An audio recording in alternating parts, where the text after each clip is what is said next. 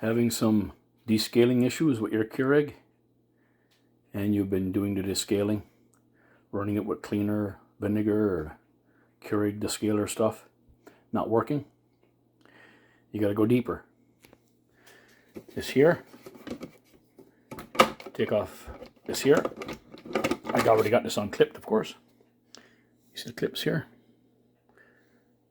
Take out your carafe and take off your water reservoir, and look underneath and you'll see these clips. Pull it off, and this exposes this line here. Hot water coming up through here, and here's your dinner. I'm going to remove the hose. You see these little clips here? This here will come off if you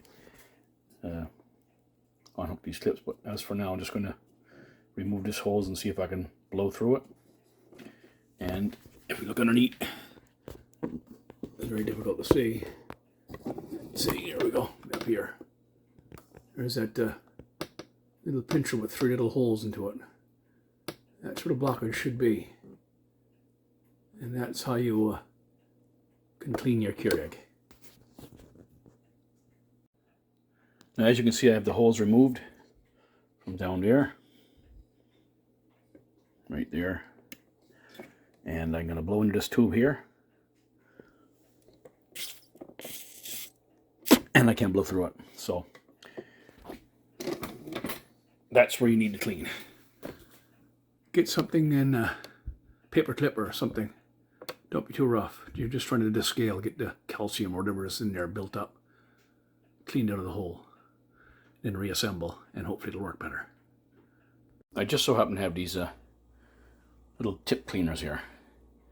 Find one that's small enough and go in there and try to get that descaling out of there, or the scaling out of it, I should say, in that little nozzle. And you can continue to blow through the hose from time to time to see if it's clearing.